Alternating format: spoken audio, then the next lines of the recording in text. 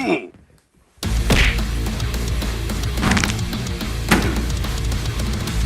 fuck yeah.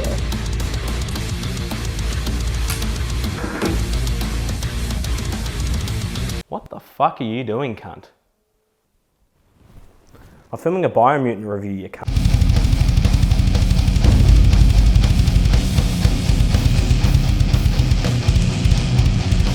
Oh, hey there, cunts. Welcome to today's Lightning Review, where today we're talking about this week's controversial game, Biomutant. I just fucking knew when I saw all of the big names in game reviews talking shit about this game, I had to get in on it and see what it was like, because all of those cunts' asses must be jealous of their mouths, they dribble that much shit.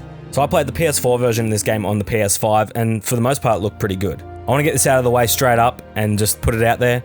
The first 3 hours of this game are an absolute slog. When I originally played that, I expected this review to just be solely negative. The intro really does not do the whole game any favours. It really pumps on the brakes and just sort of stops and starts, jumps all over the place, and holds back an otherwise really good game. If anyone's sort of sitting on the fence about this game, wanting to give it a go, but not sure, once you play it, get through the intro. It's a bit of a slog, but get through it, and trust me, it definitely gets a lot better. So this game really nails the exploration. There's always a ton to do. I don't think I've really walked around for 10 minutes without seeing something that you could do. And there's a shitload of side quests as well, like a ridiculous amount. And I guess that's a bonus, because a lot of the side content in this game is, I think, better than the main content, which you could say is a plus or a negative. So there's a few different main quest lines in this game, and most of them sort of boil down to just being a pattern. So they all have their own sort of pattern they follow. So the main one, or what I would consider to be the main quest, sort of boils down to a fetch quest, you get a vehicle at the end of that fetch quest, and then you fight a boss. And you do that a few times throughout the game, but it's just enough to sort of get painful and repetitive and get a bit sick of it. Another thing this game nails is the combat. I thought it was really fluid. I've seen some people weren't a fan of it, but I like the way that they sort of blend the melee and gun combat really well together. And using them both is a must. I ended up playing as the Commando class. I'm not sure how much of a difference the classes and that sort of stuff make on the actual game, but there's a lot of stuff you have to choose at the start. I'm just not sure how much of an impact that has. There's also a morality system in this game, which lets you either guide down a dark or light path with a bunch of different decisions throughout the game. The game does make an effort to let you know that even though you might go down the dark path, it's not necessarily evil, but a lot of the shit you do, you end up being like a public nuisance and basically evil, and a bit of a dick to everyone. So naturally, I went with the dark path. And apparently the whole final act of the game is different depending on which path you decide to go down, which doesn't surprise me, because on the dark path it was like, well, this definitely doesn't make sense to be on the light path, so this has got to be fairly different. So I'd be interested to play the game again and see how it goes down the light path. I also really love this game's art direction. The whole post-apocalyptic but also silly theme is really cool, seeing all the characters walking around in whatever they could find. Like there was one part where I came across two tribes having a bit of a battle, and there was a big lizard in a pink onesie fighting in between them, and I'm just like, this is like a fucking fever dream, what is going on? For the most part, the visuals are pretty good as well. I'm not sure how it looks on Xbox, but it's a really good game to look at. I did find myself using photo mode more than I usually do in these sorts of games, both to capture sort of really cool scenic shots and also just ridiculous shit that was happening. Because going back to the sort of silly art direction, there's some fucking weird shit that happens in this game, just in the open world. The game doesn't really make a note of it, but you just see shit and you're like, what the fuck? One visual downside I really want to make a note of, because it stuck out to me as soon as I launched the game, is the fur effect's really weird. I don't know what you call the technique of trying to make it look like fur, but it really sticks out, and I know for a fact it's an issue on both PlayStation and Xbox. Not sure about PC, but overall that's a pretty minor detail in the grand scheme of things. Another issue I had with this game around sort of the first 3 hour mark was the UI and the menus. They felt a bit clunky to me, at least. That could also be a side effect of me playing like 300 different games at once and sort of getting a bit confused between menus.